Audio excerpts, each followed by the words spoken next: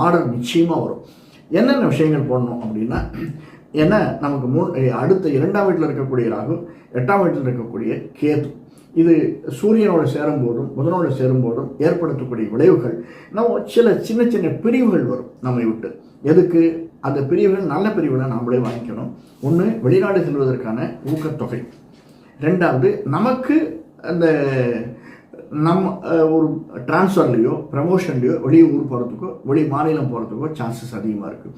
இந்த குரு நமக்கு பணத்தை கொடுக்கணும் அப்படிங்கிறதுனால நம்ம என்னென்ன செஞ்சால் இதெல்லாம் மேலே வரும் அப்படின்றத பார்க்கலாம். அதற்கடுத்து என்ன விளைவுகள் இருக்குன்னு பார்க்கலாம். இப்போ குருவனுடைய திசைன்னு நம்ம எடுத்தோம். குருவுக்கு நாம் என்ன செய்யணும்? குருவுக்கு நீங்கள் என்ன பண்ணுங்கள், உங்களுக்கு பிடிச்ச இஷ்ட தெய்வமோ குலதெய்வமோ ஒரு தட்சிணாமூர்த்திக்கு உங்களுடைய நட்சத்திரத்தை அன்னைக்கு உத்திராடம் திருவோணம் அவிட்டம் ஒரே ஒரு தரம் போய் அபிஷேகம் பண்ணிவிடுவாங்க. தட்சிணாமூர்த்தி அபிஷேகம். தட்சிணாமூர்த்தியில் எனக்கு திருச்செந்தூர் முருகனை பிடிக்கணும், திருச்செந்தூர் முருகனும் குருவனுடைய அம்சம் தான்.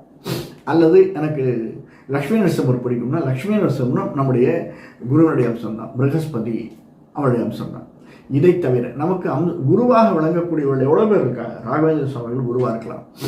அம்பாள் வழிகாட்டு, குருன்னு வேற யாரும் இல்லை சார், வழிகாட்டு. அந்த குருவனுடைய தசையை நடப்பவர்கள் நிச்சயமாக ஒரு தரம் சென்று இவர்களை வழிபட்டு ஒரே ஒரு திருமஞ்சனமோ அல்லது அபிஷேகமோ செய்துவார்கள். 2ஆம் வீட்டில் ராகு இருக்கிறதுனால சில சந்தர்ப்பங்களை நம்ம